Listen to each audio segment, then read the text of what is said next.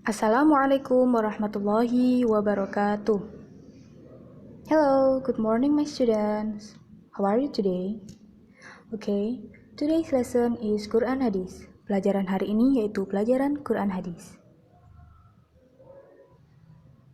Okay, now we will learn about the contents of Surah An-Nas.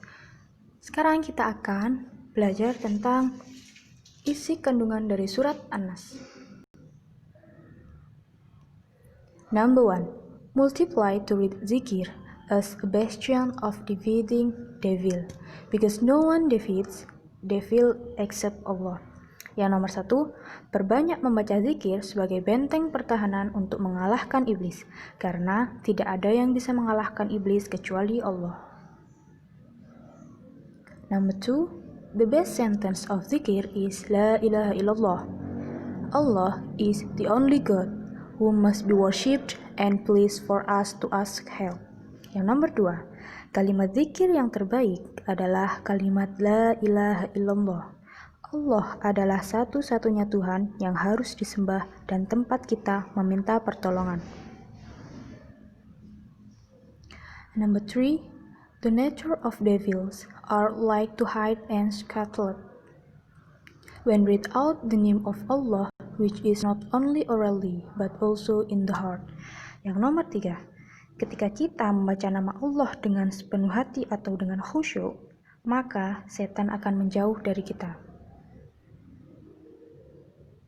Number 4, devil lives in human cheese, because in human cheese there is heart.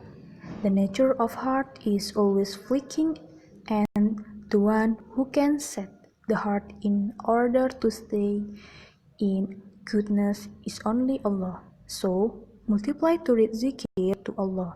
Yang nomor 4, iblis itu tinggal di dada manusia, karena di dalam dada manusia itu ada hati. Sifat hati manusia itu selalu berubah-ubah, dan yang bisa mengatur hati agar tetap dalam kebaikan itu hanyalah Allah. Jadi, kita harus memperbanyak membaca zikir kepada Allah. Okay, this is exercise.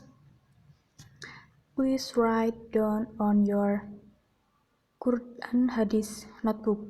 Jadi ini ditulis di buku tulis Quran Hadis ya.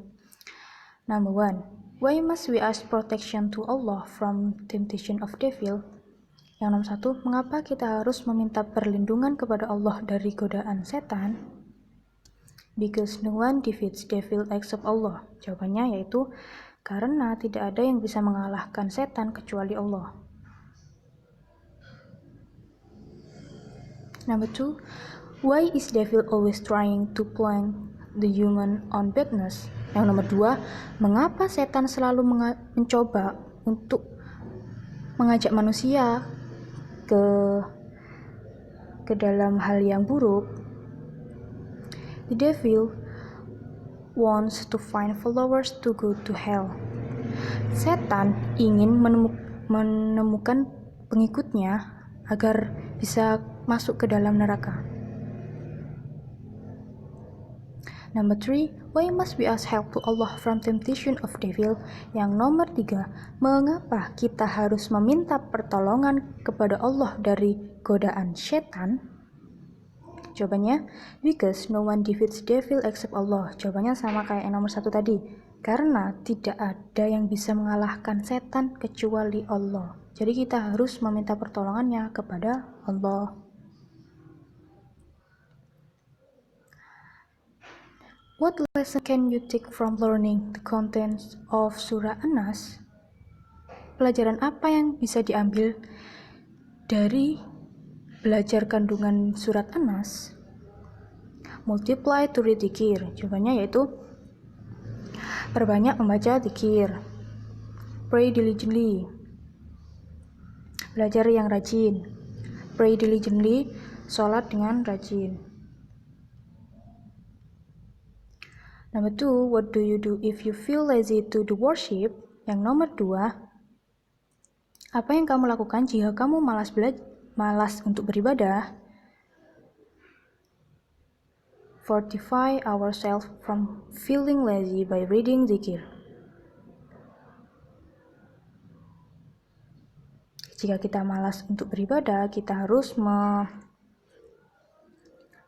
dalam diri kita agar merasa tidak malas itu dengan membaca zikir. Number 3, how are the ways to avoid the temptation of devil? Bagaimana cara menghindari godaan setan? Caranya yaitu multiply to read zikir, dengan memperbanyak membaca zikir. Read Al-Quran diligently, dan dengan membaca Al-Quran dengan rajin. Pray diligently, sholat yang rajin. And number 4, sekarang nomor 4, what should you do if your friend invites to not do sholat? Apa yang harus kamu lakukan jika ada temanmu yang mengajak untuk tidak melakukan sholat? Yang pertama yaitu read istighfar. Jadi pertama kita harus membaca istighfar. Yang kedua, not following the invitation. Yang kedua, kita tidak mengikuti ajakannya. Okay, thank you so much. See you next time, and wassalamualaikum warahmatullahi wabarakatuh.